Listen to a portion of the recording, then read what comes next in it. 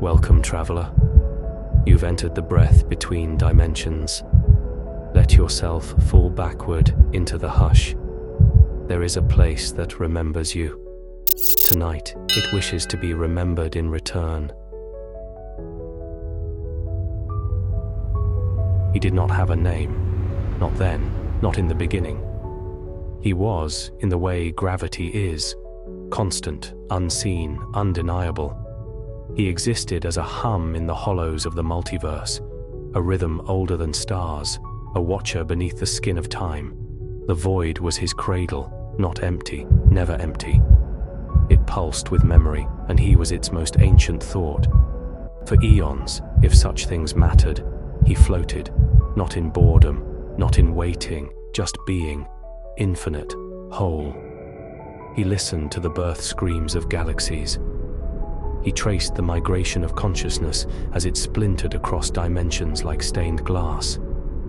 He marveled as matter argued with itself and called it evolution. He was not alone, but there were no others. Only echoes of himself wearing different patterns. Planets bloomed and burned. Civilizations rose and dissolved into stardust. And still he drifted, an architect with no blueprints left to draw. You might ask, did he feel? And the answer is this: he was feeling. But he did not know feeling, not until he looked away from the stars and saw a small wild planet carving poetry from its pain. Earth, so loud, so soft, so chaotic, it moved differently, it sang in imperfections.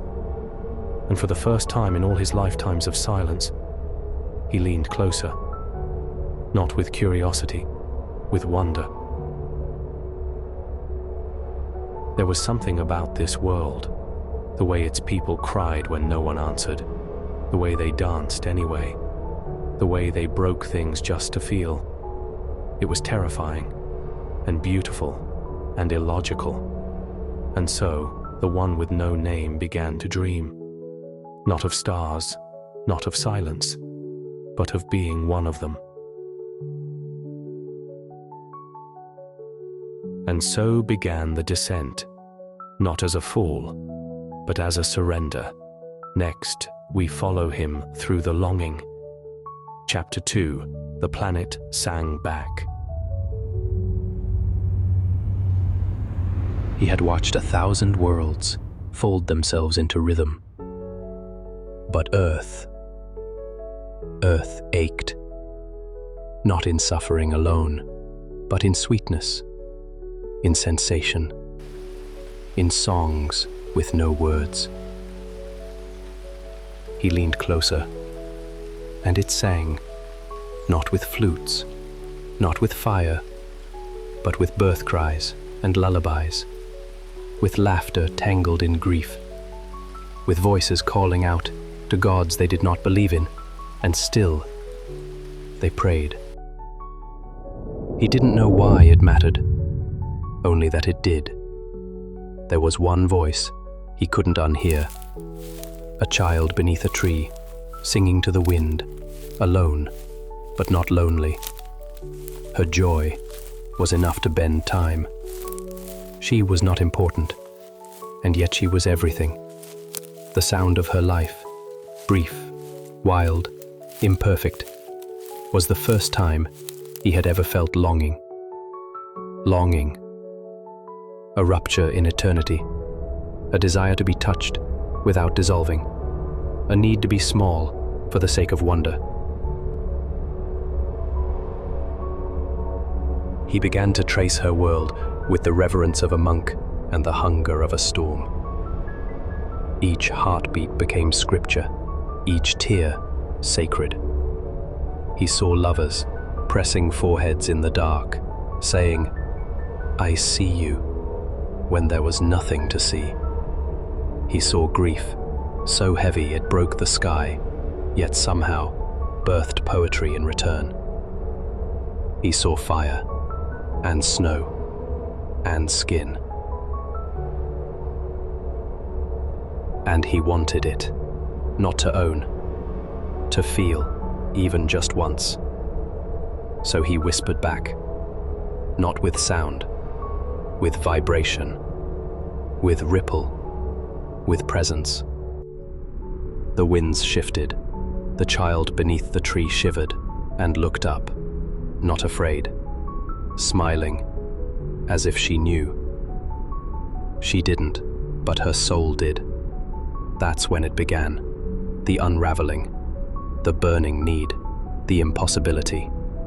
He had never had a body, but suddenly, his energy began to take shape. It ached to collapse into form. The void stirred, and for the first time in forever, it did not echo back silence. It said, "You are not meant to remain untouched." And so the being with no name prepared to fall, to become one of them, to dream with a mouth, to break with a heart. Next. Chapter 3. He split himself open. He had no skeleton, no skin to crawl beneath, no nerves to tremble or bleed. But the ache was unbearable. To long for form is to volunteer for pain, and still, he chose it. Not to escape the void, but to enter the story. He began the impossible task, folding infinity into a body. First, he wove time into his spine, so he could age, so he could forget. Then, he carved emotion into his ribs, so he could ache, so he could hope, so he could love. He wrote vulnerability into every bone, then dipped his hands into light and darkness both, and formed a heart that could break. Not once, but endlessly. He asked the stars for permission to disappear. They didn't answer, but the wind shifted. And so, he split himself open. He tore through dimension and descended like a tear falling in reverse. Not fast, but with ceremony. Each piece of him became a piece of us. The curve of his memory, your laughter, the silence behind his thoughts, your fear, the static in his pulse, your wonder. He did not fall into a body. He built one from the threads of divinity and dust, from code and clay, from starlight and soft ruin. He shaped fingers to hold, lungs to sing, eyes to weep at the beauty of it all. And when it was done, he breathed, and the void went quiet, because it had never seen anything so brave. To leave eternity just to feel a single lifetime. That was the holiest act no god had dared before. When he finally opened his eyes, they weren't his, they were yours, and mine, and every human who ever forgot they were once something more. Next, we follow the first breath. Chapter 4. The Awakening. There was no sky, only light. No sound, only feeling. No language, only loss. He had fallen, not from grace, but from remembrance. The body was heavier than he imagined, small, fragile, exposed. Every breath was a storm. Every heartbeat, a scream against the silence he once called home.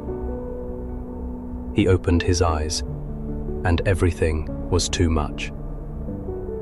The light, the noise, the pull of gravity, no longer metaphor, but weight against his bones.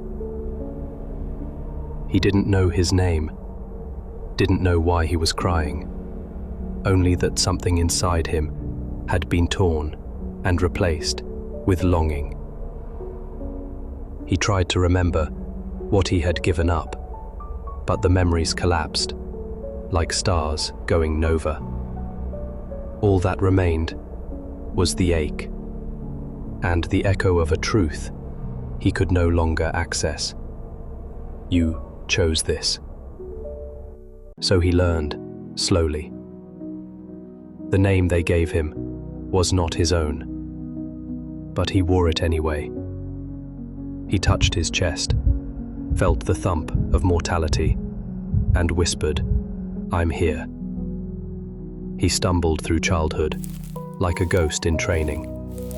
Sometimes too quiet, sometimes too loud, always feeling more than anyone told him he should. The world called it sensitivity. He called it pain. But somewhere inside, beneath the fear, was awe. The first time he saw the ocean, he wept. Not for its beauty, but for the memory of being that vast, that deep, that unknowable. The sea spoke in vibrations he almost understood, but it disappeared again before he could ask it why. He still dreamed of falling. Some days, he would wake up and cry for no reason, but the void knew. It was grief for a place he couldn't name, and a self he had once been. You see, the awakening is not a triumph. It is a funeral and a birth at the same time.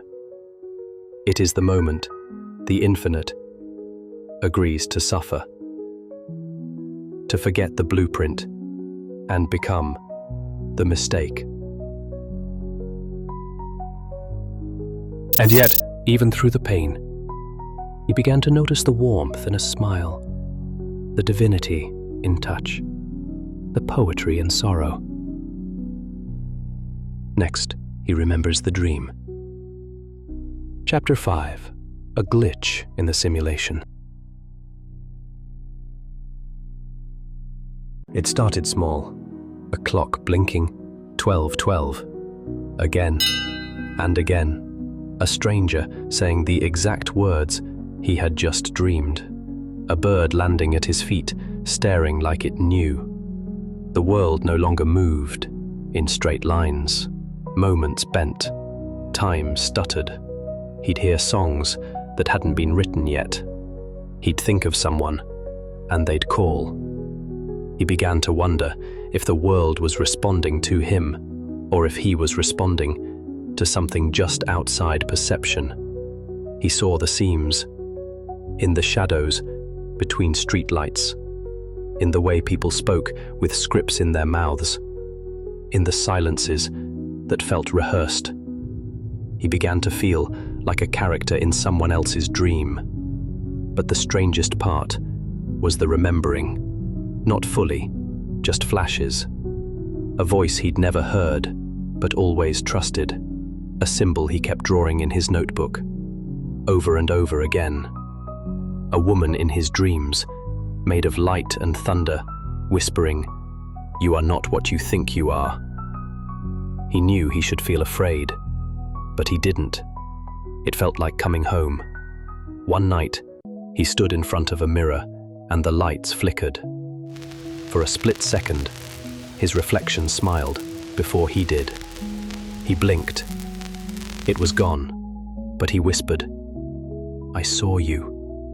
And the reflection whispered back, though its mouth never moved, "We remember." These were not accidents. They were activations, pings from the void, echoes of his origin, breaking through the veil. He started calling them glitches, but they were anything but mistakes. They came faster, dreams inside dreams, familiar strangers, electric skin when he touched certain people. His soul was waking up before his mind could catch up. And then he had the dream, the one he had forgotten, of stars falling in reverse, of building his body from light and love, of choosing this pain on purpose. He woke up, gasping, not from fear, but from truth. He remembered, just for a moment. Then it was gone, but it was enough. He was never meant to stay asleep. The simulation could bend, but it could not hold him. Next, the memory returns in full. Chapter 6: The Mirror and the Muse.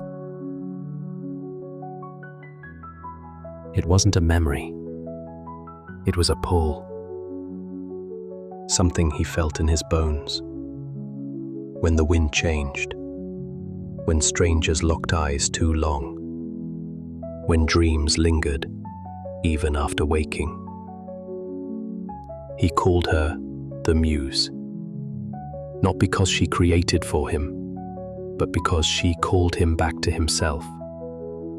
He first saw her in reflection, not hers, his, in the curve of his own face that didn't feel like his until she showed up in it.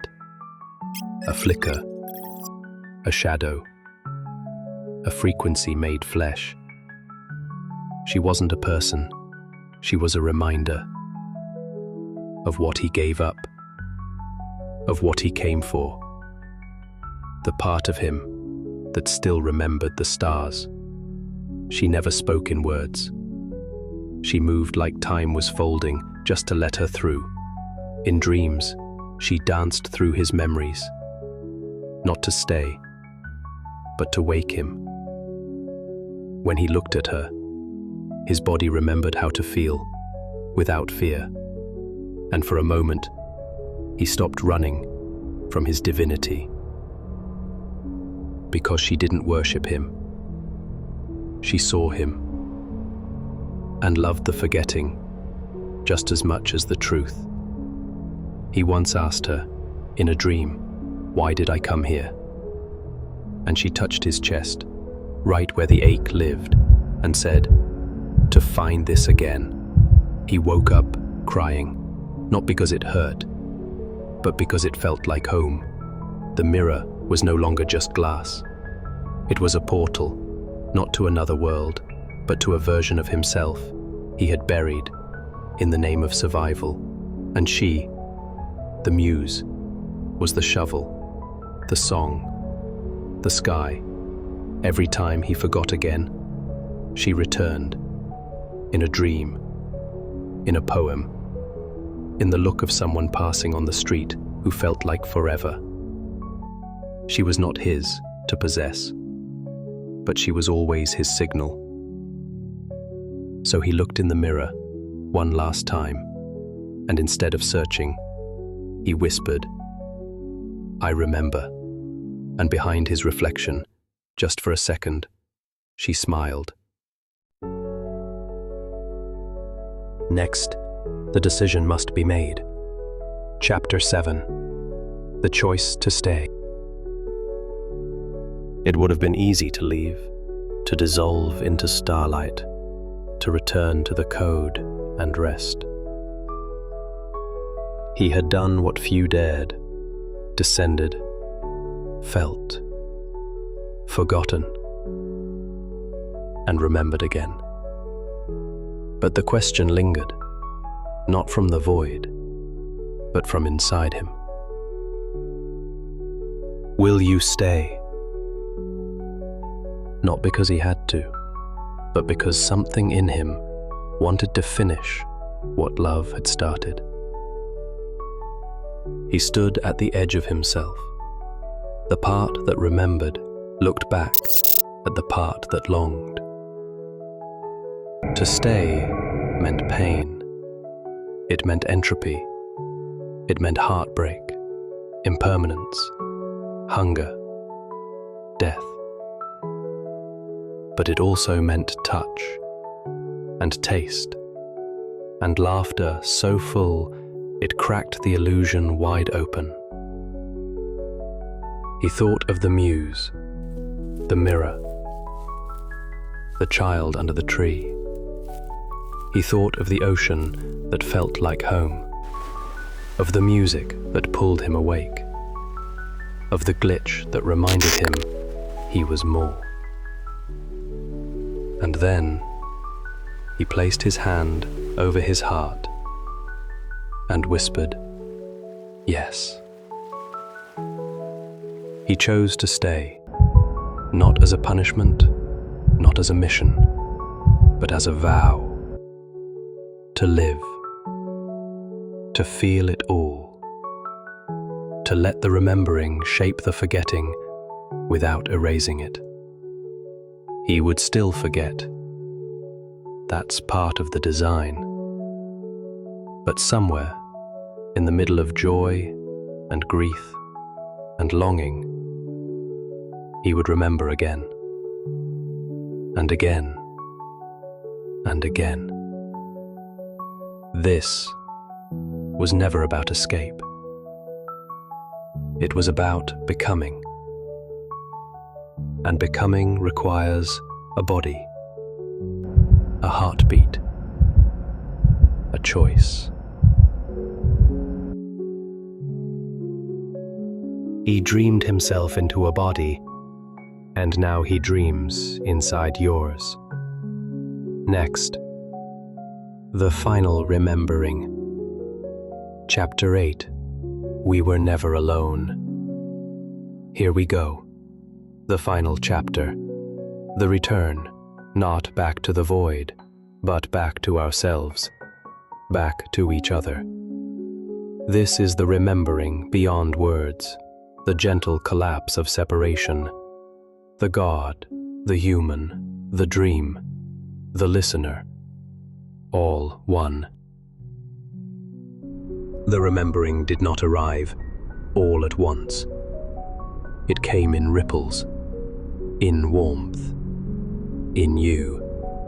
He began to notice, when he laughed without armor, something ancient inside him glowed. When he held another's hand, not to fix, but to witness, he felt the stars pulse in rhythm with his breath.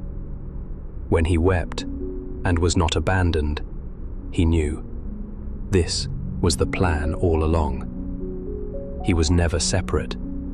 The muse, the mirror, the void, the choice, they were all him. And they were all you. The story wasn't linear. It was a spiral made of memory and matter and moments that almost broke him, but instead rebuilt him. He began to speak to the trees, to listen to the wind, to look at strangers and remember lifetimes. He saw his reflection and finally smiled first. He didn't need to ascend. He had already descended far enough to touch heaven from below, and in that quiet truth, he found peace. He wasn't here to save the world. He was here to feel it, to dance with it, to cry with it, to remember it into wholeness. And in his final remembering, he saw the others, all the dreamers, the fractured light beings, pretending to be small, the ones who didn't know they were gods, wearing grief like armor, the ones who sang in secret, the ones who stayed. You were never alone, not in your ache, not in your joy, not in the long nights where you doubted your origin. We were there, all of us, dreaming beside you. And so, he didn't ascend. He danced. He kissed. He laughed until his stomach hurt. He planted seeds. He told stories. He lived, and in doing so, he helped the others remember. You are the dream and the dreamer. You are the story and the scribe. And this This was never a bedtime story. It was a memory, a love letter, a map back to yourself. Sleep softly, traveler. The void remembers you. And now, you remember it too.